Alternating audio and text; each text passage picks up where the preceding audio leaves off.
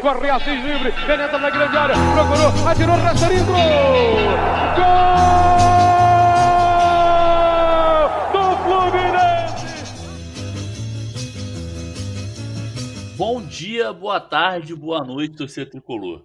Eu me chamo Hugo Carvalho e está começando mais um episódio do podcast É Proibido Remar.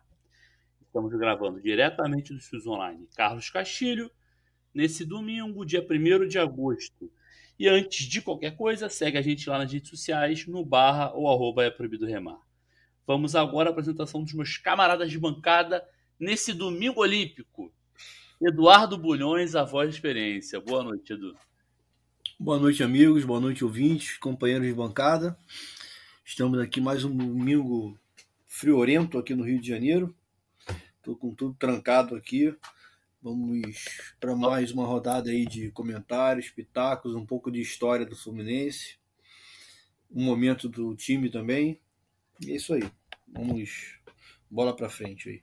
Nosso prefeito já falou que vai concorrer às Olimpíadas de Inverno, com o frio que está fazendo aqui. Fechando a nossa escalação, meu padrinho Alexandre Vasconcelos. Seja muito bem-vindo mais uma vez ao nosso podcast. Boa noite. Boa noite, boa tarde, bom dia, Hugo. Convite teu é convocação, né?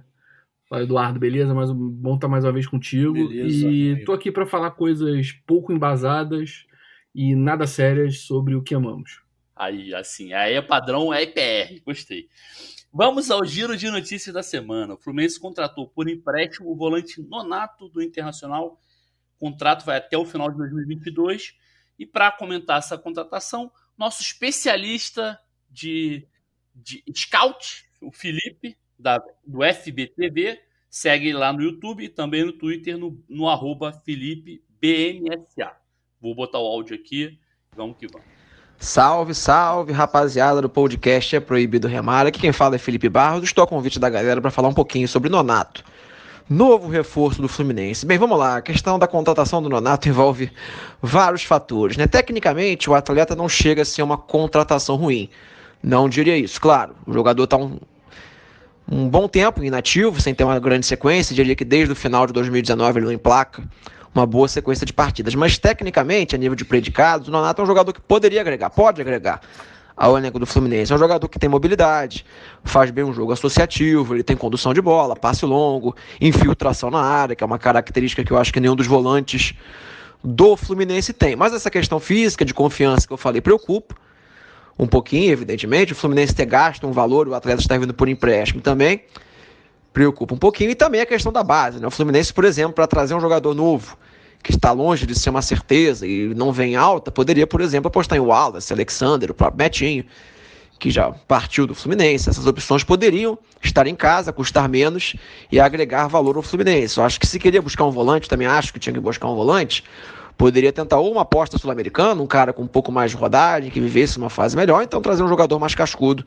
que viesse para resolver os problemas. De positivo, tem um lado que o Wellington provavelmente vai perder espaço no Fluminense. O Hudson, então, nem se fala, que é um ponto para a gente discutir depois em um outro programa, que uma contratação se torna boa porque ela tira espaço de medalhões caros que vieram quando não tinham que vir. Mas, enfim, tecnicamente o Nonato pode agregar, mas pelas características, situação do momento, eu acho que a base poderia ser uma opção melhor. Ainda mais agora, com a notícia que pipocou nas últimas horas de que o Nonato não vai poder jogar na Libertadores, né? E a contratação se torna um pouco bizarra. Você traz o jogador para uma posição que você tem somente 3 opções válidas, né? Não considero o Wellington, você tem só o André, o Martinelli e o Iago, e o Nonato não vai poder jogar a Libertadores. Isso se o Fluminense passar pelo Cerro Porteiro, né? Que depois dos últimos resultados, até isso, a gente fica em dúvida. No fim das contas, eu acho que é um jogador tecnicamente ok, mas que eu não traria, buscaria outro tipo de opção no mercado. Beleza, pessoal? Espero que eu tenha sido claro, o pessoal tenha gostado. Bom programa para vocês, um grande abraço.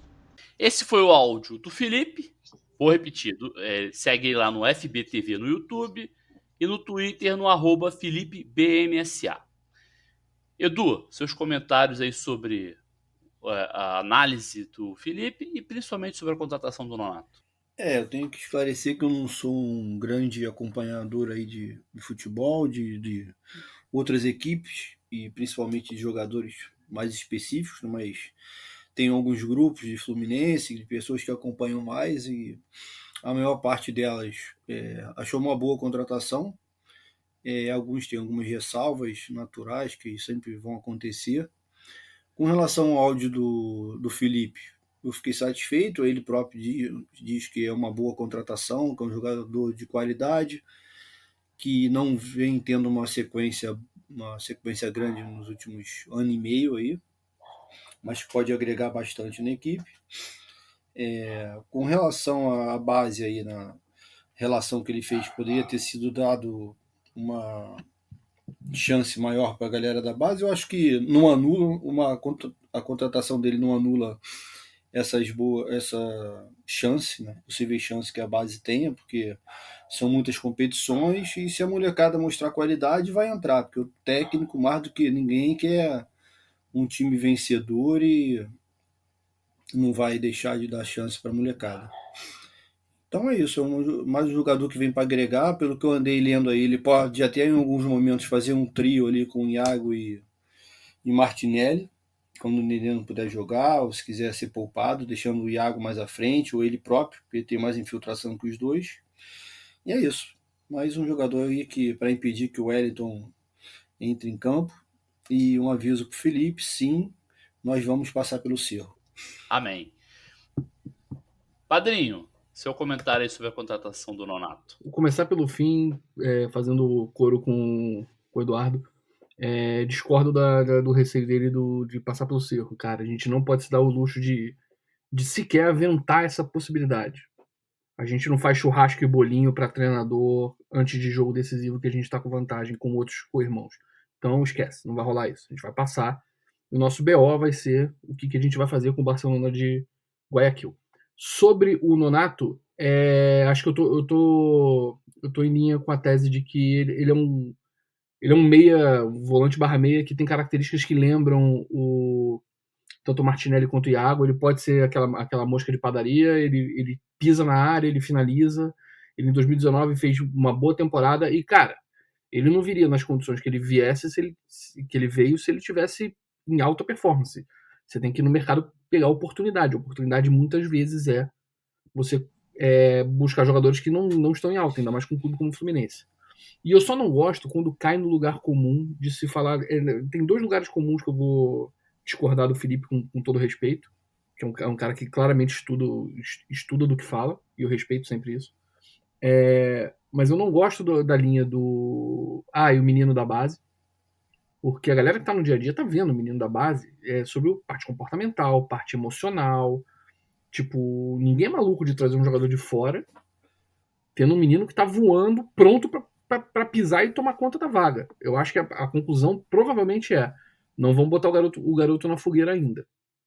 Acho que tem isso. E o outro lugar comum que eu detesto usar nessas análises traz alguém do mercado sul-americano. Lidar com o clube sul-americano, por menor que seja o clube, é sempre problema. Porque clube brasileiro, quando você faz transação com o clube brasileiro, ele topa, tipo assim, atrasa um pagamento, ele topa porque, tipo assim, você tá no mesmo mercado, amanhã é você que tá pegando o jogador do outro clube. Então, dá aqueles problemas de fluxo de caixa, os clubes brasileiros todos tendem a se entender. Clube da América do Sul não tem essa parceria não, cara. Não pagou, aciona na FIFA. Tomou uma penhora, não pôde pagar, acionou na FIFA, você fica, enfim, com risco de ter que bloquear a transação por 1, 2 anos, é um rolo. Então, não acho que é uma solução hiper mágica, ainda mais com o real do jeito que tá, mega desvalorizado. Isso posto, eu acharia a vinda do Nonato uma ótima contratação para reforço de elenco. Um jogador que pode brigar e pode suprir, contanto que ele fosse jogar Libertadores, né? Aí realmente não tenho como achar essa contratação sensacional. O brasileiro é importante. O brasileiro é importante porque a gente ainda tem longas jornadas pela frente, mas não podendo jogar Libertadores é bem curioso. Eu também achei inusitado aí, para dizer o mínimo, né? Porque a principal competição do Fluminense, obviamente, é a Libertadores. Eu ia fazer uma pergunta pra vocês e esqueci, cara. Desculpa aí, eu ia fazer. Então me recuso a responder. É justo. Se eu esqueci, você não vai ter nem como responder. Então, eu ia falar sobre o mercado sul-americano, cara. O que eu ia complementar sobre isso também tem a questão. Eu ia até falar isso do real, né? E as transações não. Além de ter o real desvalorizado, é um ponto. E também, mesmo se não tivesse o real desvalorizado, você está sempre sujeito à taxa cambial. Porque não é uma coisa certa, vamos dizer assim. O Fluminense pagou, sei lá, 500 mil pelo Nonato. né? Acho que parece que foi esse o valor aí do empréstimo. Se fosse um jogador estrangeiro, você seria em dólar, ou você não vai pagar em real. E aí você está sujeito daqui a 6 meses o valor aumentar e você compromete seu fluxo de caixa também. E também não sei se nem se tem esse jogador no mercado sul-americano a custo baixíssimo como foi esse, né? Eu nem duvido que tenha. E tem também outra coisa, né? Você vai trazer um cara da América do Sul para estar nesse nível. Ou é um jogador muito jovem, ou é um que dê para você trazer muito jovem e fora do radar da maioria, ou seja, um jogador de segundo nível muito jovem, ou é um jogador de terceiro nível que não conseguiu bater na Europa ainda, 23, 24, tipo o Michel Araújo, que foi um achado. Mas aí você traz esse cara para o Brasil no meio de uma pandemia ainda, ou seja, não vai poder ter muito fluxo de família, de ir e voltar, essas coisas, vai acabar ficando sozinho, vai acabar entrando nos problemas que a gente sabe de adaptação ao Brasil e ao Rio, né? Então é risco. Não acho que nenhum sul-americano vai chegar aqui e vai resolver problema no nível de investimento que o Fluminense pode fazer. A adaptação é muito mais complicada, né? Assim, com um pouco recurso que a gente tem, é um risco muito maior você apostar em um sul-americano que já não tenha tanta bagagem do que fazer isso com um brasileiro, que já mostrou qualidade em outro clube, com uma adaptação muito mais fácil. Então, o sul-americano, no nosso caso, eu acho que o risco é muito maior, né? E esse agravante da pandemia que o Alexandre falou é um agravante até para o cara aceitar vir, né? Porque, assim, de repente, um cara que aceitaria vir 2, 3 anos atrás, por conta da situação da pandemia do Brasil, o cara já fica com medo, números alarmantes. Ainda fica com medo de ter que ir voltar a ver a família ser mais difícil. Então, tudo isso pesa também para esse mercado aí sul-americano. Mais algum complemento sobre o Nonato no Flusão? Vamos então ao tema principal em ritmo de Olimpíadas. Nosso corneta, Eduardo Bulhões, e nosso convidado, meu padrinho, meu xará e meu padrinho, irão abordar o Fluminense e os esportes olímpicos. Padrinho, quer começar aí? O que você tem a dizer sobre o Fluminense e os esportes olímpicos? O que você quer trazer para nós aí sobre esse tema? É um tema sempre polêmico nas redes, é um tema sempre polêmico quando se fala de Fluminense, então acho que a gente tem que separar história e presente. Boa. Eu acho que onde está a riqueza é a gente discutir história, porque foi parte da construção da marca, parte da construção da instituição. Eu quero começar pelo começo, como diria o filósofo Sun Tzu, na página 37 de Arte da Guerra, ele fala sobre isso. Comece pelo começo, senão o final será seu. Mentira, não busquem esse livro para ler essa Não, busquem o livro, que o livro é... mas não busquem essa citação desse livro, vocês não vão encontrar. Não. É domingo, gente. Estamos gravando domingo de noite, cara. Porra, foda. Mas vamos lembrar aqui a primeira medalha olímpica brasileira. A primeira e a segunda, tá? Primeira medalha olímpica brasileira, primeira medalha de ouro brasileira também, de atletas tricolores, um depois do outro, que nem gafanhoto, na Olimpíada de Antuérpia, 1920. Nosso querido Afrânio da Costa conquista no tiro esportivo a primeira medalha brasileira, de prata. E no dia seguinte, Guilherme Paraense conquista a medalha de ouro, também no tiro. E o Afrânio acabou sendo um personagem muito importante para o esporte brasileiro e também na sociedade, um cara que chegou a ser ministro do Tribunal Federal de Recursos, que eu não vou ter tempo de clicar aqui nesse link para averiguar o que é, mas deduzo que deve ser alguma coisa tipo o Tribunal de Contas da União.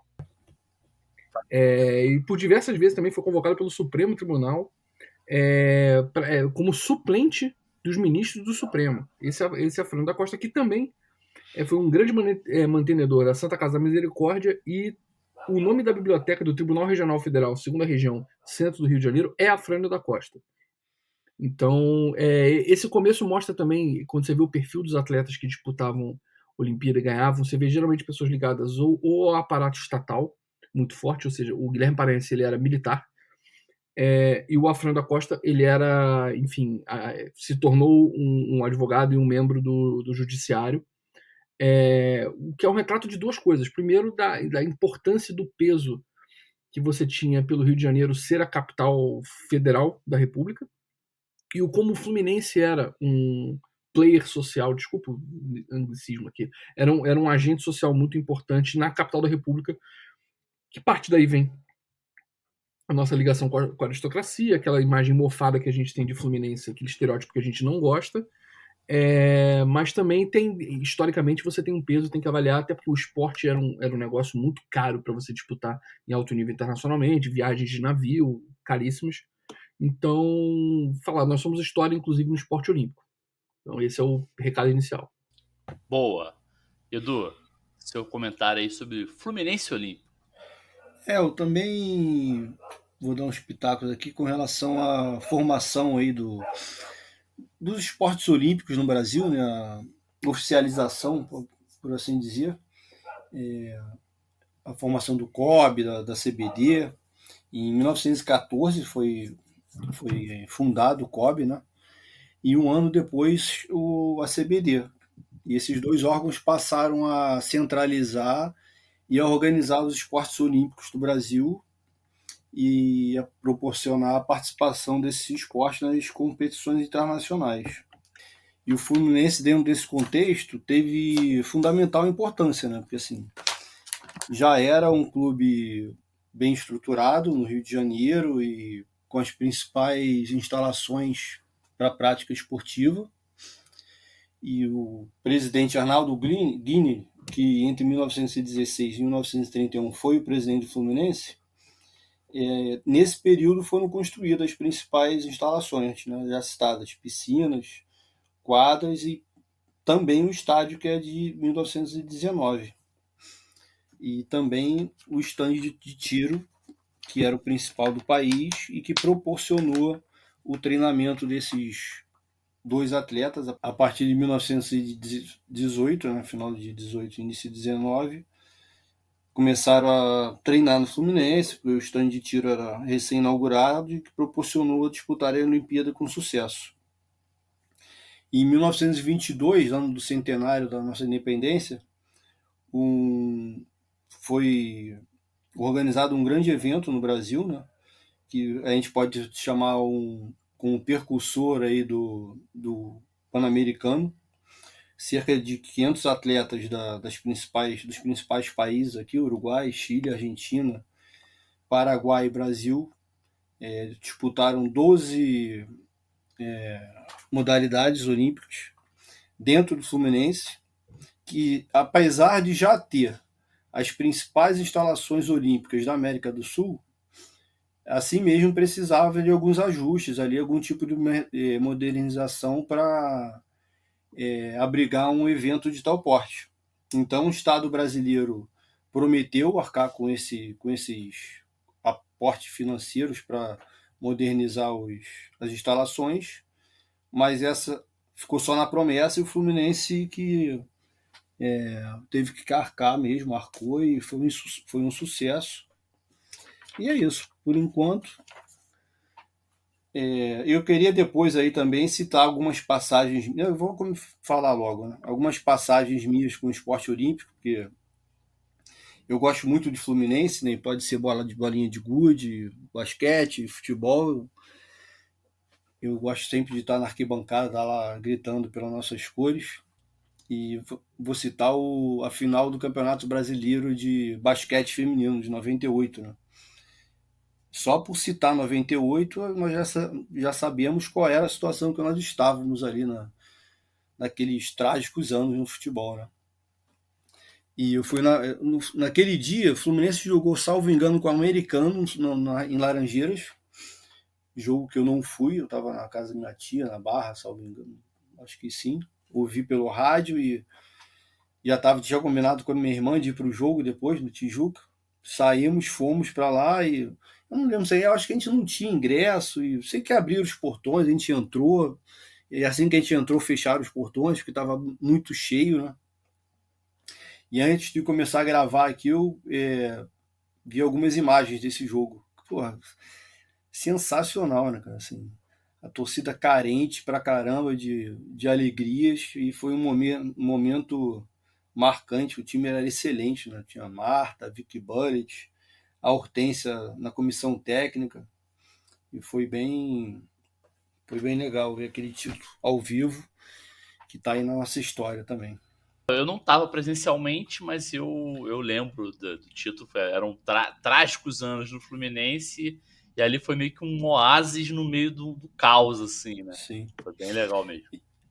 E tem uma parada muito interessante, foi nesse vídeo agora que eu vi, né, antes de começar a gravar. A Marta, por exemplo, a Marta, a Hortência, né, tinham sido campeões mundiais de basquete em 94. Foi até na véspera ali da estreia do Brasil na Copa, no jogo de madrugada contra a China. E a Marta dá uma entrevista depois do jogo no Tijuca, né, ainda na quadra, ela falou que foi a maior emoção da vida dela, justamente por causa da torcida, né? E até recentemente, nos jogos de vôlei, a gente viu isso, em alguns momentos, a gente torcendo lá pelo time que tinha Sassá e outras jogadoras, e a gente via uma reação nelas que elas não têm esse costume, né? Jogam por clube empresa, a maioria das vezes, e não tem essa relação da torcida com o time. Isso proporciona a essas atletas emoções que elas nunca viveram durante a vida esportiva dela, né? Essa relação com clubes de futebol que tem uma torcida realmente apaixonada. E é muito maneiro isso. Sim, esse caso aí a gente foi lá naquele estadual, né, Fluminense Rio de Janeiro, que é tipo um Fluminense e pegar o Real Madrid, né, do vôlei, o Fluminense foi sensacional. Boa. Esse daqui também já anotado. Era outro jogo que eu ia citar. Salvo engano, foi 2019, 18 talvez, na final do estadual contra o Rexona, né, Rio de Janeiro, o time do Bernardinho lá, que ganhava tudo, a gente ganhou lá de virada e foi sensacional também. Fizemos um remador mirim, tirar a camisa do remador e vestir a camisa do Fluminense com uma alegria imensa. Temos esse vídeo gravado. Quer falar, temos imagens. Que épico, que coisa épica. Então, assim, e dentro dessa discussão de hoje em dia que há, né, diariamente aí nos esportes olímpicos, eu não entro na discussão porque envolve política, a parte financeira e tudo é muito complicado, mas a priori eu tendo sempre a defender o esporte olímpico porque apenas por esse prazer de estar na arquibancada e ver as cores do Fluminense sempre brilharem. Boa. Fala aí, Padrinho. Cara, essa fase do basquete foi muito interessante. Eu sou nascido e criado em Laranjeiras, literalmente. No Catete, na verdade. Mas eu saía de casa e ia pro Fluminense, ficava o dia inteiro no Fluminense, frequentador do clube, praticante de vários esportes. E nessa época de 98, era uma tristeza, né, cara? O Fluminense era uma tristeza completa. E eu treinava em Laranjeiras, era aquela... Eu saía da escolinha de futsal e ia lá ver o treino, era uma coisa modorrenta. E a alegria era ver as meninas. E era uma coisa engraçada, porque as meninas almoçavam no Framorão, que é onde é o Bar dos Guerreiros hoje, onde é o Dom Hélio. Cara, era muito engraçado você ver assim, a Marta Sobral no buffet pegando arroz à piemontesa com você. Era muito aleatório, assim, porque já era atleta olímpica, campeão mundial e tal, eu tava ali, Framorão. Não, a Marta era uma das maiores jogadoras da história do basquete brasileiro. Exatamente.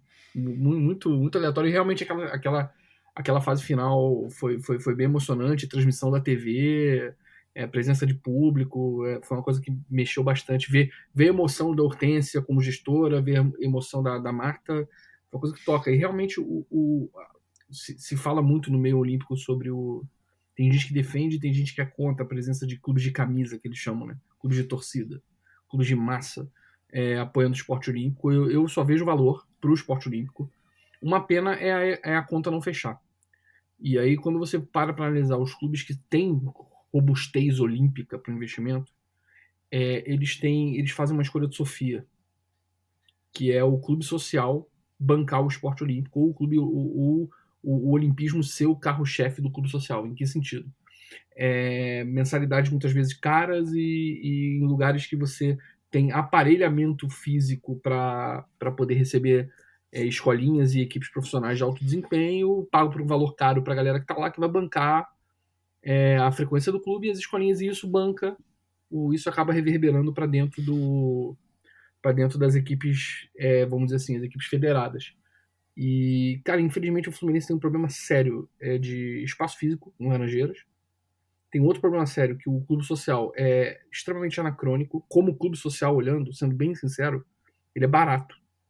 É um problemaço isso.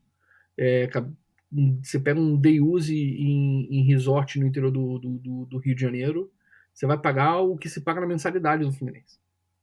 Então, se você parar para pensar no uso, ele é mais barato que condomínio.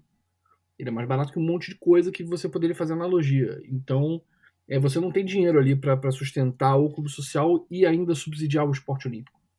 E você também tem um outro dilema que eu vi na minha geração de frequentadores do clube muito forte, que é ou tem esporte olímpico ou tem espaço para o sócio usufruir da piscina, das quadras de tênis.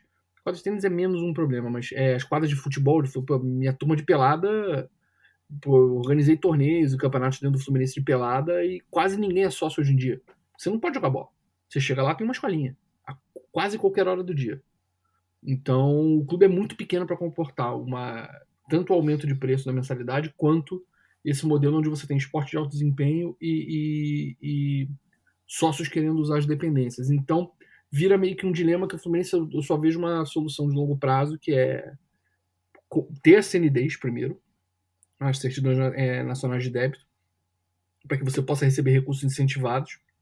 E aí, cara, tentar fazer parceria com outros polos, com espaços legados dos Jogos Olímpicos e do PAN, para ver se você consegue assumir alguma coisa, colocar equipes nesses outros lugares e desonerar um pouco o espaço físico da sede social e com receita de fora.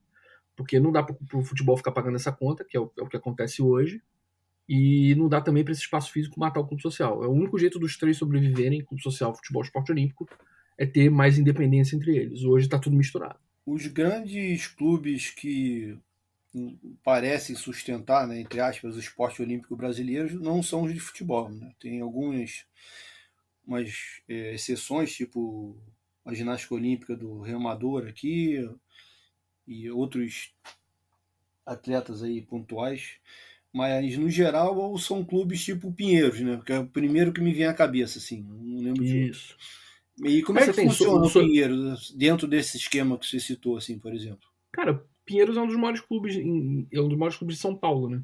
Em termos de espaço físico, tá muito bem localizado em Pinheiros.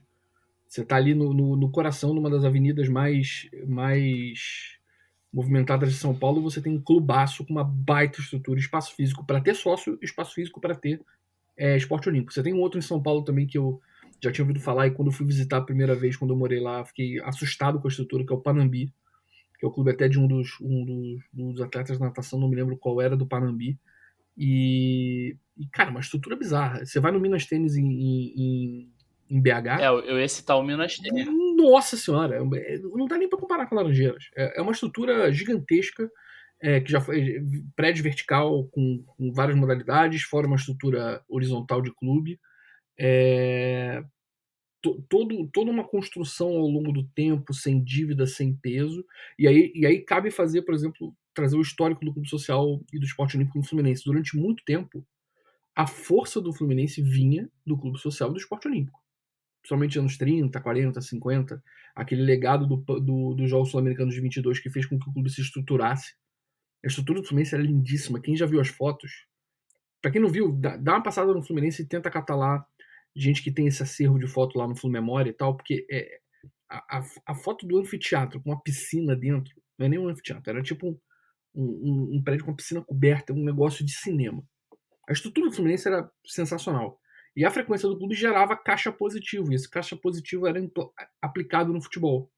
E daí vem muito até vamos dizer, da dialética política esporte olímpico social versus futebol, porque muitos deles que eram crianças nessas épocas áureas e hoje são, enfim, cidadãos da melhor idade, eles defendem isso. Bom, a gente bancou o futebol durante muito tempo. Isso é parcialmente verdade durante um bom tempo da história, e depois isso já, nos anos 50 e 60, já virou um outro negócio, com o Maracanã, com a explosão do esporte nos anos 50 e 60. Mas, de fato, existe um entrelaçamento de receitas desde sempre, em que uma hora foi positivo, outra hora com os custos do futebol subindo e também os custos do Rio de Janeiro subindo e a perda da relevância da capital da República no Rio de Janeiro fez com que a equação não fechasse mais. E você pega esses outros clubes sociais como Minas, que, enfim, tiveram uma escada de crescimento sem tanto endividamento. Aí viram clubes saudáveis, como o Sojipa, no Rio Grande do Sul. Enfim, você tem vários clubes formadores. Hoje o Fluminense é membro do Comitê de Clubes Formadores do Esporte Olímpico Brasileiro, o CBC. É membro ativo, recebe uma ajuda de custo módica se eu não me engano, de recursos públicos para esse fim, como clube formador, mas não é suficiente para nem chegar perto de pagar a conta. Eu queria perguntar duas coisas sobre isso que você falou do clube formador. Isso é uma questão que eu acho que está muito em voga no Fluminense. O Fluminense vai muito bem nas bases, né? Eu acho até sustentado pelas escolinhas e tal. Você consegue ter os recursos. Pelo menos eu estou olhando bem como leigo aqui comentando. E aí eu queria o comentário de vocês também. Parece que vai bem nas divisões de base esse esporte, mas quando vai para o alto rendimento, falta recurso, porque, claro, é muito mais caro você um atleta profissional do que na base. E a outra pergunta é se não seria uma possível solução em alguns esportes, claro, aquelas que a gente chama de terceirização, né? Quando o clube cede a marca para empresas que já atuam. Por exemplo, aconteceu o exemplo do Rio de Janeiro que a gente citou aqui, era um exemplo clássico disso, né? Que era a Rexona, depois virou. Não era nem. Desculpa, eu até falei Rio de Janeiro, falei errado. Era a Rexona desde depois Unilever, né? No time. E assim, essas parcerias, acho que os Fluminense chegou a tentar no judô, acho que o Flávio Canto quase levou a equipe para lá, não chegou a levar. Chegou a ter uma junção durante acho que 1 ano ou 2 anos. Isso. Então, assim, esse não seria um caminho também para alguns esportes de mais alto rendimento? Cara, eu total compro a ideia. O problema é você achar parceiro. Tem 2 problemas, né? O problema 1 é você achar parceiro, o problema 2, aí entra numa esfera política que eu acho que nem cabe aqui, mas é você ter uma concordância do ambiente político do Fluminense com aquele modelo de parceria que tira a relevância da tomada de decisão dos dirigentes amadores e bota na mão de empresas, que eu acho que, enfim, eu acho que em vários casos vai ser o caminho. Edu, quer comentar? Não, acho que é um bom caminho, mas em alguns momentos pode haver desprestígio também do esporte, assim como porque existem clubes aqui recentemente que fizeram parcerias com o futebol feminino, por exemplo, que na verdade os caras só emprestaram a camisa, né? E assim, não é um clube de não era um clube de relevância no futebol feminino, o que recebeu a camisa e não ajudou nada na evolução do esporte, nem para o clube que emprestou a camisa também, foi tipo cumprir a obrigação que foi imposta pela CBF e pela Comebol, né, de ter futebol feminino. O clube não queria investir, não tinha interesse e emprestou a camisa para um clube que tinha uma estrutura mínima aqui na capital, no interior do Rio, mas que não deu muito certo. Eu acho difícil realmente achar parceiros, porque assim, o Rexona, o Rio de Janeiro é um oásis aqui no Rio, né? Assim, era que tinha um time excelente que proporcionou essa parceria. Mas realmente eu não sei qual é a solução para esporte de alto rendimento dentro do Fluminense, né? Porque é um problema macro, né? É um problema do esporte olímpico no Brasil. E é um problema que você tem que olhar com o olhar vamos dizer, vou usar um termo que muita gente odeia, que é o sportainment, que é a junção do esporte com o entretenimento, que é olhar o esporte como algo que mobiliza pessoas, basicamente, como entretenimento. Entretenimento é um negócio de você vender ingresso e monetizar a audiência. E é isso que, de certa forma, paga a conta de qualquer esporte, grosso modo. O problema é que a gente não é um país plural em termos de consumo esportivo. A gente adora esporte a cada 4 anos e depois se joga nos seus nichos de preferência ao longo desse ciclo de 4 anos. E a maioria dos esportes não tem hoje tração de audiência, de relevância para gerar receita para bancar a própria estrutura.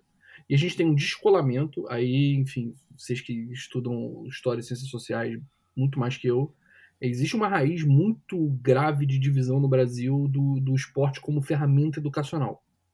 O esporte ficou relevado àquela disciplina de educação física que é para cumprir tabela ali para ser um recreio 2 na missão na maioria dos colégios. Na maioria nem quadra tem, né?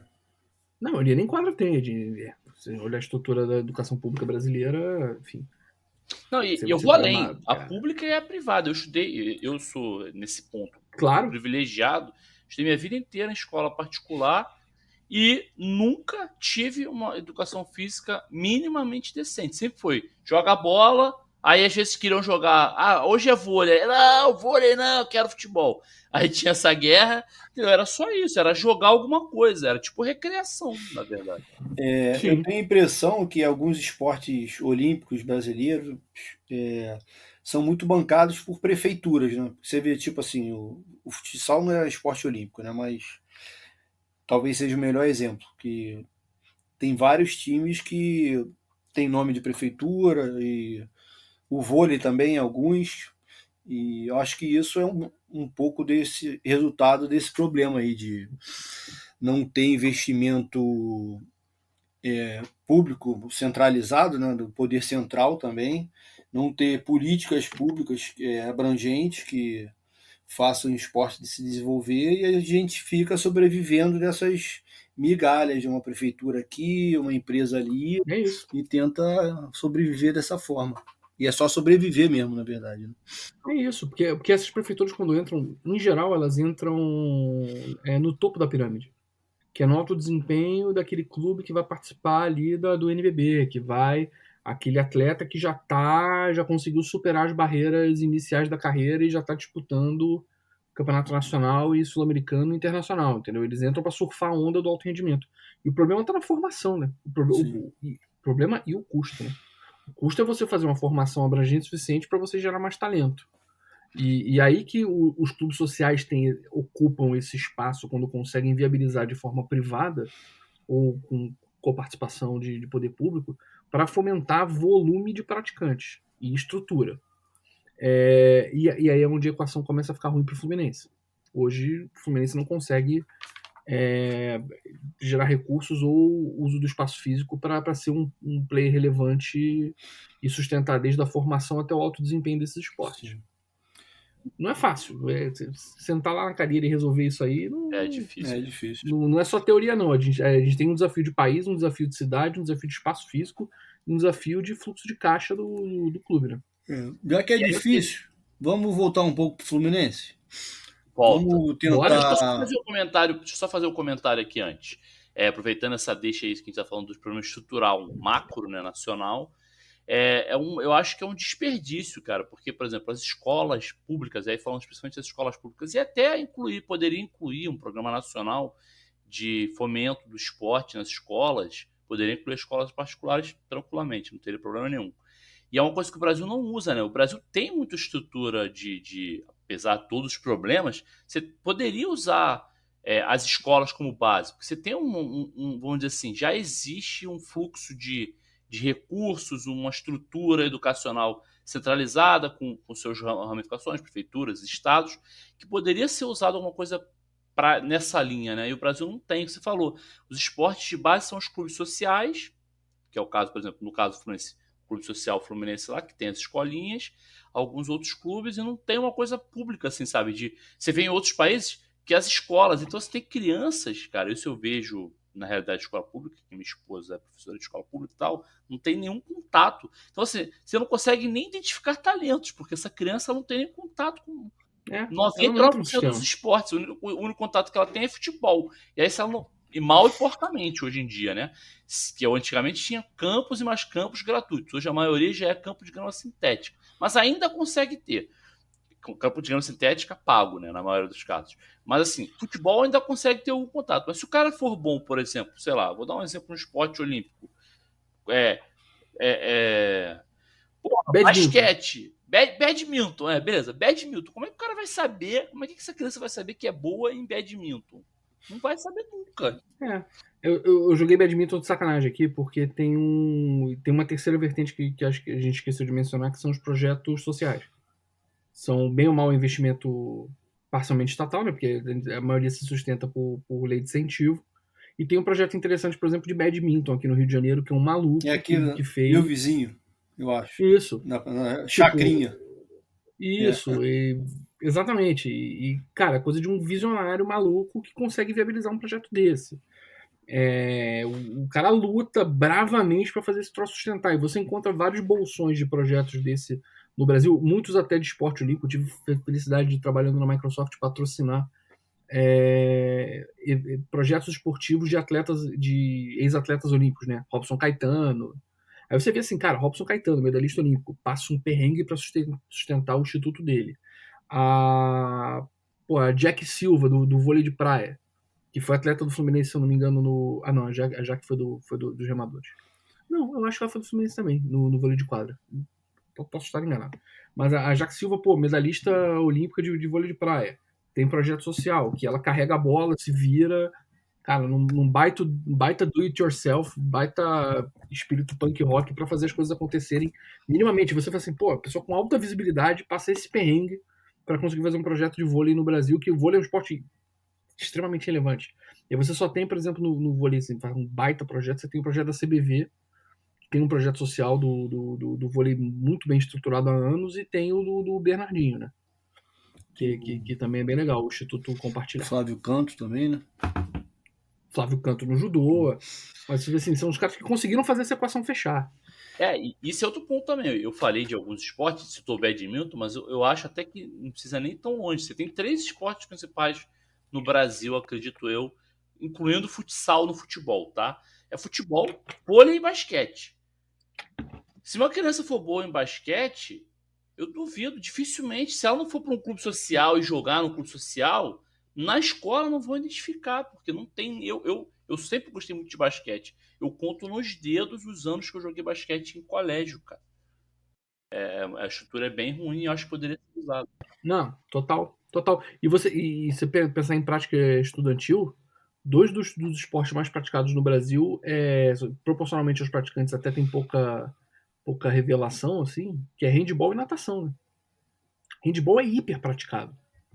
Só que é praticado dentro da escola como uma coisa protocolar, e bem ou mal acaba formando um volume de praticantes, mas aí você tem o problema do meio da pirâmide.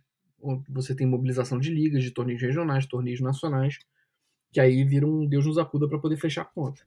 E assim, eu afirmo que o esporte com certeza é o vetor com maior possibilidade de transformação social que existe na sociedade. Assim.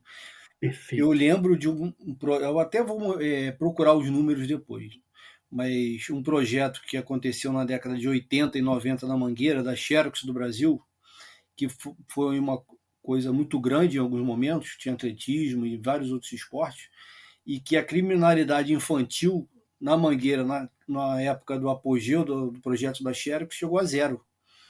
Então você comprova a capacidade. Porque, cara, qual é uma criança que não gosta de bater uma bola, de correr contra o amiguinho, de praticar esporte, entendeu? Não tem, quase não existe, né? Então, quando você dá essa condição para a criança, para o jovem, é sensacional, né? E aí, até isso que eu falei sobre o colégio, o Alexandre falou, é muito praticado o handball, mas vamos supor que o cara seja bom no colégio lá. Ele não tem nem parâmetros de comparação para saber se ele seria bom o suficiente. Por exemplo, será que se eu continuar no handball, eu vou, virar atleta olímpico? O cara às vezes joga bem, mas ele não tem nem como saber isso. Porque, agora, se você tivesse competições entre colégios, competições, aí o cara começa a competir, começa a ver que, realmente eu sou bom nessa porra, e vai embora, de repente isso me motiva. Agora o cara joga no colégio, ele é muito bom, mas ele acha que ele é muito bom ali, batendo uma bola só. De repente esse cara poderia ser um atleta olímpico brasileiro, entendeu? É fogo. Mais algum comentário sobre esportes olímpicos, galera? Cara, tem um comentário importante que a gente não pode deixar de fazer. A gente tem uma série de... um entrelaçamento do esporte olímpico com o futebol muito importante na história do Fluminense e que influencia a história do futebol brasileiro, quiçá mundial, que dirá interplanetário. Até prova em contrário. É que nem dizer que o Brasil é uma liderança interplanetária no futebol, é que nem uma vez só para contrariar, ganhou o Emmy de melhor Grammy latino, sei lá, um Grammy, na verdade, um Grammy desses, e o Gugu Liberato apresentou como a maior banda de pagode do mundo. Eu falei, é sensacional, né? Concorreu com a da Ucrânia, com a da República Tcheca e de Togo. E não tinha nem aqueles coreanos que tem hoje, né? Tem os caras coreanos que são... Ainda tem. Mas não tinha, na época não tinha. Tem uma banda muito boa que são os amigos do Conca, quando ele jogou no Guangzhou. Ele montou uma banda. O Conca é argentino fajuto, né? O Conca montou uma banda de pagode em Guanju. Sensacional. Essa eu não Vamos sabia, lá. essa é boa. É espetacular. O interlaçamento do futebol tricolor com o esporte olímpico vem muito da esfera política. O Fluminense durante muito tempo foi muito forte nos esportes aquáticos. Até o falecido polêmico dirigente dos esportes olímpicos brasileiro, Quaraci Nunes, muito tempo o manda-chuva da CBDA, da Confederação Brasileira de Esportes Aquáticos, ex-atleta e dirigente do Fluminense. Foi o último de uma linha de diversos presidentes e dirigentes esportivos vindos do esporte olímpico. E nos anos 40, o Fluminense tinha um time lendário de waterpolo, formado pelos irmãos Marvil e Silvio Kelly, que junto com o seu querido amigo, vocês devem conhecer ele. Vocês lembram do Jean-Marie? Não. Silvio Jean-Marie Kelly veio a ser Kelly, presidente do Fluminense depois? É isso sim, é ele mesmo. Silvio Kelly e Marvil Kelly foram atletas de waterpolo lendários, são lendas do waterpolo mundial. O Marvin, inclusive, dizem que era melhor que o Silvio, mas o Silvio era um baita atleta, nadou até pouco antes de falecer. O Silvio é um cara hiper correto, um cara que teve um papel muito importante no Fluminense como... ele sucedeu meu avô na presidência, meu avô foi presidente depois do Horta. Meu avô faz o acordo que traz Xerém para o Fluminense, mas quem conclui a obra de construção de Xerém e bota Xerém para funcionar é o Silvio Kelly. Então, o Silvio Kelly tem uma importância muito grande. Ele sempre, durante anos, o Fluminense ignorou o Xerém pós-mandatos dele, e ele brigou muito para Xerém ter relevância até gestões mais recentes que investiram um pouco mais ali. Então, a gente deve muito ao Silvio Kelly pelo legado dele e pela briga dele. É um cara que vem do waterpolo, do polo aquático, e esse mesmo time tinha o Marvil Kelly, que é Hall da Fama Mundial do waterpolo, e tinha o Jean-Marie. Vocês conhecem o Jean-Marie? Todo mundo conhece o Jean-Marie. Você conhece o Jean-Marie, Hugo? Pô, cara, de nome. De nome? Não conhece o Jean-Marie de nome porra nenhuma. É o Jean-Marie Faustin Godefroy Avalanche. O João Avelange não é João, amigo. É Jean-Marie. Ah, esse eu conheço. O João Avelange era do mesmo time. Se você for na sala de troféus do Fluminense, você vê. Aí você uma me placa quebra. Tu mandou um Jean-Marie. Essa é pegadinha, amigo. Pegadinha, amigo. Jean-Marie. Beleza, vai lá, segue. A importância o lance todo do Avelange chegar na FIFA é porque ele era um atleta de waterpolo do Fluminense. O Fluminense é um clube muito influente politicamente, principal clube esportivo do mundo, na Taça Olímpica em 49, bem naquele período, e depois ainda muito relevante na sociedade carioca, que era a capital da República. O Jean-Marie virou, indicado pelo Fluminense, o presidente da CBD, a Confederação Brasileira de Desportes, que, na verdade, para os nossos amigos que não são cringes e estão nos ouvindo, era uma confederação só, tá? A CBD, fundada lá atrás pelo nosso brilhante Oswaldo Gomes, o maior ídolo da história do Fluminense, não cantado. Oswaldo Gomes é o herói da resistência, não virou remador. O time todo virou remador, menos ele e o Paranhos. E o Oswaldo Gomes fundou a CBD, que anos depois foi presidida pelo João Avelange, que vinha do waterpolo do Fluminense, e virou presidente da Confederação de Desportos, que eram todos os esportes juntos. E ele comandou a CBD até o título brasileiro na Copa de 70, quando depois ele assume, entre 70 e 74, não lembro o ano certinho, ele assume a presidência da FIFA e é responsável por tornar, inegavelmente, o futebol um negócio de repercussão global. E como ele gostava de dizer em entrevistas, o futebol reconhecia mais nações que a ONU. Então ele tinha um papel diplomático de escala global, e isso tudo começa no waterpolo do Fluminense com ele, Marvil Kelly e Silvio Kelly. Boa. Sensacional. Boa, show de história aí, ó. E outro fala. Espero que o Bolt não esteja nos ouvindo, que o Bolt vai me corrigir pra caralho. Bolt, foi mal, cara. Não, deixa ele corrigir, pô. A gente faz a ressalva aí nos próximos. Boa. Esse tá também, cara, eu falei até aqui em off, o Jean Madruga, né, cara? Foi um nadador importante da história da natação do Brasil. Pouca gente sabe, atleta do Fluminense também, na década de 70, salvo engano, né? Sim. Exato, um dos grandes pioneiros da natação de alto nível. Depois acabou competindo com... A gente estava lendo aqui antes, né? Depois ele acabou indo estudar nos Estados Unidos, na Universidade qual? Ih, perdi aqui a universidade. Mas ele treinou com um sujeito chamado Mark Spitz, que é considerado o Fred da natação. Ele é considerado o maior atleta de todos os tempos, até outro dia na natação. Era o recordista até o Michael Phelps de medalhas em Jogos Olímpicos. Apesar do bigode pouco aerodinâmico, o Mark Spitz era uma máquina. E o Djan Madruga treinava com esse cara, com essa lenda. Então, você vê o nível que o Djan Madruga chegou. E até hoje ele é dono de academias voltadas para natação, empreendedor do esporte. Um cara que conseguiu usar o nome dele para fazer negócio dentro do esporte e sobreviver neste mundo cão esportivo chamado Brasil. E é reverenciado E o pelos nadadores tem- até hoje, né? Total. Formou muita gente, né? O Fluminense tem uma história relevante no vôlei brasileiro também, né? Que hoje é uma potência aí mundial. E o Fluminense foi hegemônico durante algum tempo. Aí eu lembro de grandes clássicos no início da década de 80 aí, no feminino, principalmente Fluminense e Super Gasbras, que era uma potência brasileira do vôlei. Isso. Dulce Thompson, nos anos 70 e 80, uma atleta hiper importante do vôlei brasileiro, uma das grandes ídolas do vôlei brasileiro, formado em Laranjeiras, o Bernard Hasman, formado em Laranjeiras também, e eu até passagens pessoais com o esporte olímpico, depois eu vou, no finalzinho do programa eu vou contar que eu fui atleta olímpico, tricampeão carioca de um esporte que ninguém vai chutar Não, porque é muito aleatório. Pode no contar final, isso né? agora, não. Agora, eu sou tricampeão carioca pelo Fluminense, ganhando o título, inclusive, fora de casa, em São Januário. Boa. Ganhei um em São Januário e 2 em Laranjeiras. E só não fui campeão brasileiro porque eu peguei catapora na semana do campeonato e era uma doença contagiosa, eu não podia participar e o cara que eu tinha ganho do Vasco no estadual foi o campeão brasileiro naquele ano. E também foi o ano do gol de barriga. E tipo assim, eu já tava assim, gostava de fazer esse esporte, mas puta, eu preferia jogar bola que eu era ruim, gol de barriga subiu a cabeça, preferia jogar pelada, larguei a porra toda, foi desgraça. Mas eu fui tricampeão carioca, adivinha o esporte aí, Hugo? Posso chutar? Não sei se o Hugo sabe, né? Se você souber, não vale sei, chutar, acho que seja não me honesto. falou, não. Chuta. Tênis de mesa. Boa. Eduardo, algum chute? Futebol de mesa. Pô, Botão. antes fosse, botão era bom, mas na minha época não tinha equipe no Fluminense. Eu fui tricampeão carioca de saltos ornamentais. Caraca, Que isso, cara? Sério? Real. que maneiro. Real.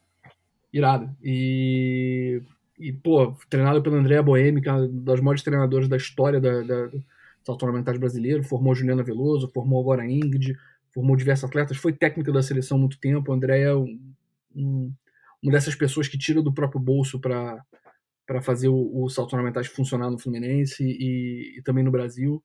Uma dessas pioneiras. Mas eu pratiquei todos os esportes que você possa imaginar em Laranjeiras, basquete, futsal. O único que eu fui bom mesmo foi os saltos ornamentais, que eu poderia ter ido para Sydney ou para Atenas, mas preferi engordar e jogar bola mal, jogar pelada no aterro, era mais legal. E cara, nessas andanças de Fluminense de esporte olímpico, eu lembro que quando eu fazia futsal, tinha sempre um senhorzinho que todo mundo reverenciava, mas era um senhorzinho negro que ficava num cantinho, já mais velho, e brigando com as crianças. Assim, todo mundo que treinava mal tomava um esporro dele, não importa qual esporte. Era um disciplinador. E era o Bené. O Bené. Seu Bené ali dando esporro. Seu Bené pra lá, seu Bené pra cá. Existe uma quadra no Fluminense, lá em cima, depois da quadra central, quadra Society, que se chama Bené, em homenagem a ele. E até aí pra mim, foi assim, senhorzinho legal, Bené. Anos depois eu vou descobrir que esse senhor que eu convivi durante boa parte da infância com muita afeição por ele era o responsável, considerado o pai do voleibol no Brasil. Não o pai de trazer o vôlei, mas o pai de estruturar o voleibol profissional no Brasil. O Bernardinho costuma falar que o Bené instituiu nele a ética que ele usa até hoje como treinador e como pessoa de alta performance.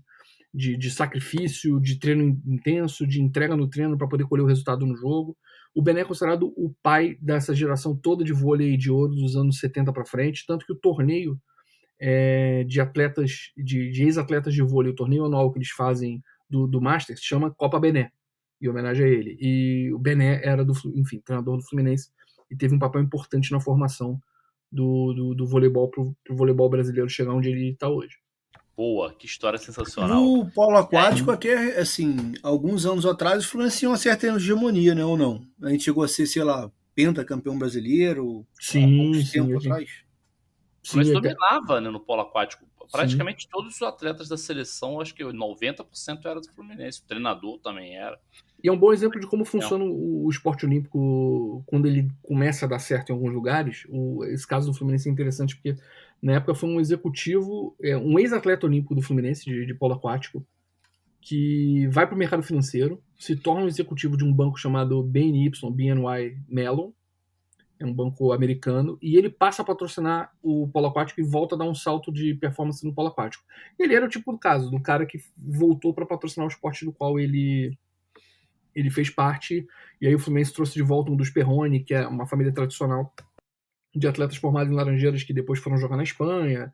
Tem Perrone, se eu não me engano, que posso estar totalmente equivocado aqui, mas acho que ele jogou pela seleção da Espanha, Jogos Olímpicos, tem que já jogou em clube na Itália, depois foi para Pinheiros, esses clubes que pagam bem melhor para atleta olímpico. E isso lembra muito que, por exemplo, a história do rugby no Brasil ela é feita de gente assim. As pessoas fazem rugby na faculdade, principalmente em São Paulo, se torna, como o esporte é importante para formar a pessoa, o cara se torna uma pessoa que trabalha melhor em equipe, com mais foco, mais resiliência, o cara vira um bom profissional no seu banco ou na sua empresa e volta para patrocinar o esporte. Então essa é uma outra forma de formar atletas e explica muito o nosso sucesso no polo aquático nos anos recentes. Depois dessa maravilhosa apresentação sobre os esportes olímpicos na história e a sua relação com o Fluminense, você que está nos ouvindo, se tiver mais histórias, comenta aí também nas nossas redes sociais para completar. E certamente você aprendeu muito sobre o Fluminense nos esportes olímpicos aqui, com essa maravilhosa aula dos nossos cornetas. Vamos agora ao momento do Fluminense. Na última semana, o Fluminense jogou 2 vezes contra o Criciúma pelas oitavas de final da Copa do Brasil, perdeu o jogo de ida na terça em Criciúma por 2-1 e venceu o jogo de volta por 3-0 no sábado no Maracanã, sábado mais conhecido como ontem. Edu, o que você tem a dizer sobre a semana do Fluminense? Bom, primeiro eu tenho em mente que o futebol brasileiro tem 3 grandes equipes, né? 3 grandes elencos aí, que são os remadores aqui cariocas, o Palmeiras, por grande injeção financeira aí das televisões, dos patrocinadores, e o Atlético Mineiro que está ali de intrusão nesse grupo ali, sabe-se lá como, né? E tirando esses 3 clubes, o que eu vejo de comentários, de resenha esportiva, é que há uma instabilidade muito grande nas atuações de todos eles. E aí a gente inclui o Fluminense também, né? A gente vem numa gangorra aí desde o início do trabalho do Roger, com atuações excelentes, como Bragantino, São Paulo, até o jogo contra o Palmeiras, que a gente perdeu recentemente, eu gostei bastante da atuação, o jogo contra o River. Outros jogos nem tão bons. E o primeiro jogo com o Criciúma foi assim, muito ruim mesmo, né? Horrível. Eu acredito que o time entrou com uma ideia que talvez pudesse ser muito fácil, mais fácil, e não foi, né? Perdemos o jogo, jogamos muito mal e resolvemos no Maracanã. Jogamos o suficiente para ganhar de 3-0. Muita gente aí espera que o Fluminense jogue um futebol de sonhos sempre. Não vai jogar, não temos elenco para isso. O time titular vai competir sempre. Vamos fazer jogo duro com todo mundo aí, com os melhores e com os piores. Vamos pontuar na maioria das vezes no Brasileiro e podemos chegar longe nas competições de mata-mata. E é isso, terça-feira tem jogo contra o River. Vamos para contra o Cerro. Vamos para cima deles. Estamos entre os 8 melhores times do Brasil na Copa do Brasil. Estamos muito próximos de estar entre os 8 da América do Sul. E é isso, o trabalho está sendo bem feito. Tem muita gente que acha que não, né? Mas os resultados são notórios. Há quanto tempo que a gente não está onde estamos hoje? Há quanto tempo que a gente não tem 4 zagueiros que seriam titulares, talvez, nos últimos 10 anos na nossa zaga aí? Bons jogadores no meio, então é isso. O trabalho está sendo bem feito, vamos para cima deles. nas quartas de final, esperar o sorteio da Copa do Brasil e avançamos. Boa. Padrinho, seus comentários sobre a semana do Fluminense. Subscrevo as palavras do Eduardo quase que integralmente. Só me preocupa um pouco que é muito fácil esse time do Roger cair numa armadilha. E continua sendo. A gente joga pior com times que se fecham contra a gente. Quando o time nos ataca, o nosso tipo de jogo direto, com 2 jogadores abertos e os jogadores de trás fazendo ligação direta ou fazendo, enfim, triangulações rápidas para fazer a bola chegar no ataque, funciona. Então, quando a gente pega um time fechado, a gente não tem sabido alterar a maneira de jogar. Muitas vezes os pontas não se juntam para aproximar em boa parte do jogo, ou às vezes estão ali presos, encaixotados num esquema com linha de 4, com 3 na frente da defesa bloqueando. E me preocupa muito essa falta de recurso que a gente tem para variar a partida. Não acho que isso seja desamonador ao trabalho do Roger como um todo. Acho que é um trabalho que passa de ano. Não passa com louvor, mas passa de ano.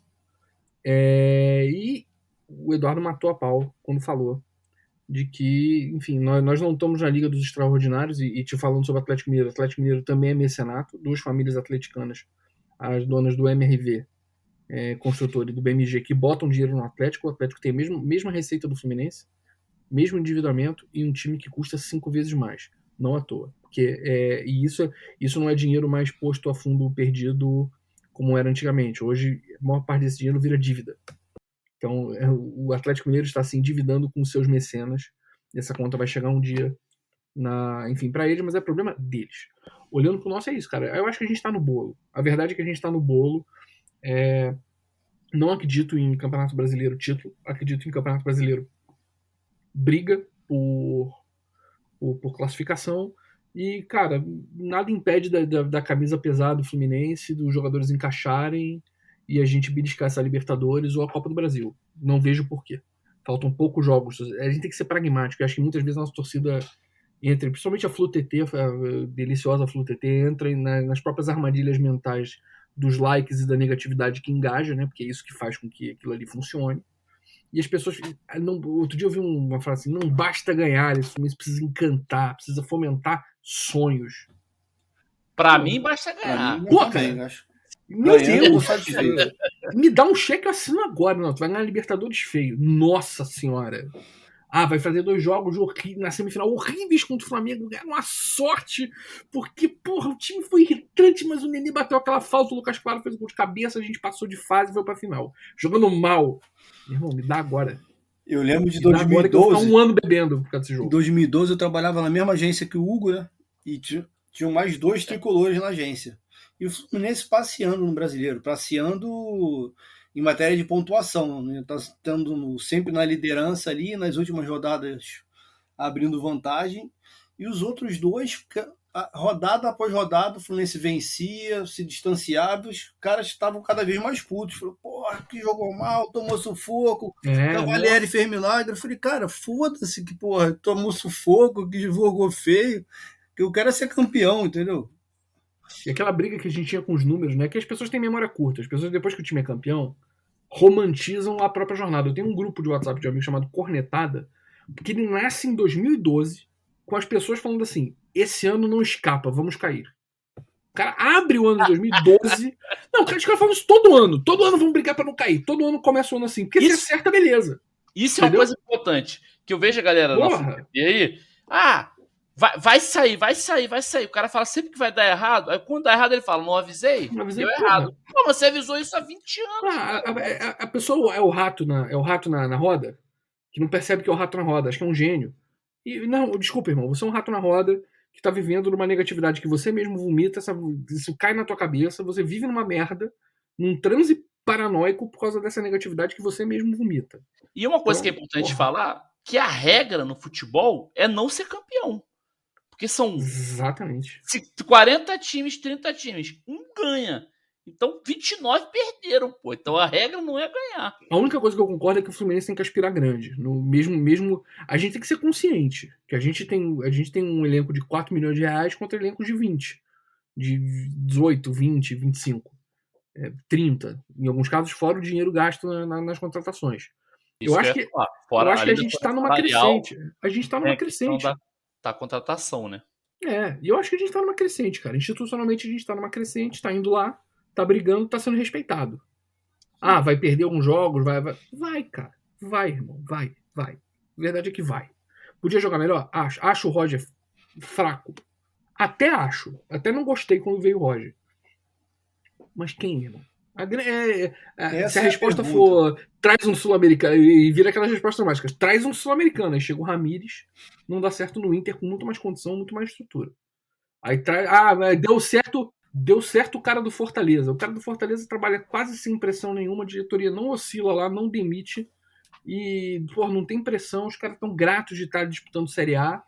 É outra vibe, é uma vibe hiper positiva. Vê como é que a galera do Fortaleza comentando nas redes, é hiper positivo. Aí dá tranquilidade pra trabalhar, né? Aí é outra história. Sim. Mas falei que você falou da história do Inter ser bizarra, Eduardo. Não, a história do Inter é bizarra, né? Porque assim, o cara não poderia vir naquele momento que o Inter queria contratar ele. Aí o Inter contrata o cara para vir no final do ano, no início do ano seguinte, isso no meio do ano. Aí contrata simplesmente o Abel para ser um tapa-buraco.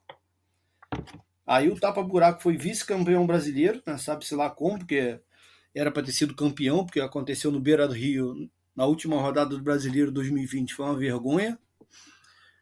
Aí chega o tal do técnico e 2 meses depois é mandado embora, 3 meses depois. Falei, cara, é o retrato do dirigente brasileiro, né? Que não tem coerência, não tem planejamento, não tem nada. Suco né? de futebol brasileiro. O problema, vocês que trabalham em instituição pesada, minha tese do futebol brasileiro é que o problema é cultura. A gente tem um problema de cultura. E não é só a cultura do torcedor, não. É cultura organizacional. É um inferno trabalhar em clube de futebol. É um ambiente irracional, tóxico, dominado por pessoas que não têm estrutura emocional e decisória para suportar a pressão externa. Isso não é Fluminense, é qualquer clube. Você conversa com qualquer pessoa de qualquer clube, é a mesma coisa. É um inferno de sobrevivência de moedor de gente. Deve ser horrível mesmo. Pra gente que não tem envolvimento profissional e responsabilidade institucional, já é difícil ficar lendo as barbaridades negativas que a gente lê na internet. Imagine pro cara que tá lá, que vai ser cobrado e tem que exatamente. responder por aquilo. Eu acho engraçado que outro dia eu vi uma pessoa falando assim, cara, o Fluminense, repara, as pessoas nem estão mais reclamando, que as pessoas, estão cansadas do Fluminense. As pessoas não estão cansadas do Fluminense, as pessoas estão cansadas de entrar na roda viva, de ficar falando merda negativa do Fluminense o tempo todo, exagerando o negativo o tempo todo, e sendo tóxico, sendo agressivo o tempo todo, e depois aquilo ali cansa elas mesmas. Sim, Olha que sensacional. E por isso que eu falo, eu tô numa de combater essa negatividade excessiva, porque essa toxicidade vai matar a gente. Vai matar a gente. Na quarta-feira, o Fluminense perdeu pro Criciúma, e eu avisei no nosso grupo fechado do podcast, no fechado, hein? Falei, cara, galera, até a sexta-feira, se tiver alguma coisa urgente para me falar, me liga, que eu vou desligar até sexta-feira, porque não dá, entendeu? Futebol tem que ter alguma coisa de lúdico, alguma coisa que traga alegria para sua vida, porque você já tem uma porrada de conta para pagar, problema no trabalho, problemas familiares. Se você não conseguir tirar do futebol uma certa alegria, não serve para nada, né, mano? Mas só que o vício é o contrário. O vício é por causa das redes. As redes te impõem, porque você tem mais like, mais engajamento quando você fala de negativo. Você é do ser humano, nosso cérebro é preparado por isso, desde a época das cavernas, que a gente está mais atento ao negativo, porque o negativo é o que pode ameaçar a gente de morte. Só que, cara, a gente não está mais sob ameaça de morte. O que existe? Existe o Twitter para falar mal do Fluminense e fazer teoria de conspiração em cima de qualquer fato. Qualquer fato. Eu tive uma crise com um amigo meu de briga, porque o Fluminense falou que acabou a internet em Criciúma e que aquilo era uma grande conspiração pro Roger Machado não dar uma entrevista em Criciúma. Mas o Paulo Baier tava com internet. Falei assim, irmão, olha o tamanho do estádio de futebol. Você já teve problema na sua internet no seu quarto e não ter internet na sala? Sabe uma empresa que às vezes sai a internet de uma sala? Imagina um estádio de futebol do Criciúma que tá na Série C, que deve ter 2 tiozinhos lá cuidando do estádio, quiçá, se tem, amadores ali, de favor, que, acabou a internet e não tinha ninguém aí pra consertar, cara, pra botar no ar, claro, tava com cobertura ruim, o outro chip era de não sei quem, acabou. Aí viram uma negatividade, foram 3 dias, meu irmão, das pessoas pirando em cima disso. Ontem acabou o jogo e a galera reclamando nas redes. que porra, não jogou nada, que foi, cara, se classificou. Hoje, domingo, 8 horas da noite, pessoal preocupado e, porra, reclamando e bolada com o mosaico que tá preparado para terça-feira. Eu falei, pô, não é possível. Deixa eu falar sobre essa. Voltando pra semana aqui, eu queria fazer meu espetáculo sobre isso. Eu vi gente reclamando do jogo de ontem. Cara, foi 3-0. Não dá pra reclamar de um jogo desse. Não, mas não jogou bem. Não foi Barcelona. Pois é. Não foi o Guardiola. 3-0 o jogo. Agora. Não foi e não vai ser mesmo. Enfim. A não ser que venha um russo bilionário maluco aí, compre o Fluminense ou compre ou injete dinheiro, bilhões e bilhões aí, pra virar um novo clube desse aí de bilionários. Mas fora isso, não vai ser. Então, assim, aí eu falei, gente, ganhou hoje 3-0, não tem como reclamar nisso. Passou sem sustos, a verdade foi essa, no jogo de volta, né? Meteu 1-0 logo no segundo tempo meteu 2, 3, matou o jogo, acabou, é isso. Agora, o primeiro jogo sim foi complicadíssimo, foi péssimo, né? Não dá pro Fluminense perder pra um time que é rebaixado do Campeonato Catarinense. Aí realmente... Vergonhoso. Atuação bizarra. Aí você reclama do primeiro, mas do segundo, gente, passou sem susto, deu uma moral, classificou e vai vir mais forte aí, espero, pra terça-feira, é isso. E as pessoas não se permitem respirar porque a gente quer tirar onda com o amiguinho do trabalho. A gente tá desesperado que o amiguinho do trabalho torce pra aquele outro time lá que tá colhendo os frutos de 10 anos de investimento da TV e saneamento dele lá. Cara, a gente tem que tirar essa ansiedade de cima da gente, cara. A gente só prejudica. E a gente acha que, isso contamina o ambiente de quem tá dentro, é natural. Em qualquer lugar contamina. Em qualquer lugar público contamina. Esse tipo de coisa. A gente tá viciado na negatividade na FluTT. Esse é o ponto. E isso reflete, cara. Isso reflete em tudo. Como é que a gente pode, depois de um jogo de ontem, não se permitir respirar, cara? As pessoas não estão respirando. Pô, cara, é bizarro. Fala aí, Edu. Alô. Acho que caiu o mic dele aqui, ó. Isso. Entendi. Edição, corta aí. Não. Depois de mais uma digressão maravilhosa desse programa. Digressão sem Dian, hein? Sem o Dian. Um abraço aí pra ele. Estamos chegando ao final do programa e vamos aos recados finais dos meus camaradas. Edu, boa noite e até a próxima. Boa noite, amigos. Boa noite, ouvintes. Foi um prazer estar aqui com vocês. Alexandre aí, um show de história tricolor. E terça-feira tem Libertadores, jogo decisivo. Vamos passar para as quartas. E é isso. Para cima deles, tricolor. Boa. Alexandre, muito obrigado aí mais uma vez por aceitar o nosso convite. Você já é de casa, sabe a hora que quiser. Só pedir para vir aqui. Convite não vai faltar, já está feito aí. Quando quiser aparecer, a casa é sua. Boa noite e até a próxima. Eduardo, só agradecimento pelo convite mais uma vez, sempre um prazer. E, cara, vamos viver um dia de cada vez? Vamos jogar terça-feira, vamos passar terça-feira. E o mesmo mantra do Fluminense é líder por uma semana, vamos admitir isso para Libertadores, que é o nosso sonho, é a nossa catarse, e esse é o foco. Um jogo de cada vez, uma etapa de cada vez, e sem jogar contra, né? Não precisa. Boa. E eu, o Carvalho, me despeço por aqui também. Espero que tenham gostado. Abraços e saudações tricolores. Corre Assis livre, penetra na grande área, procurou, atirou, Rasterinho, gol!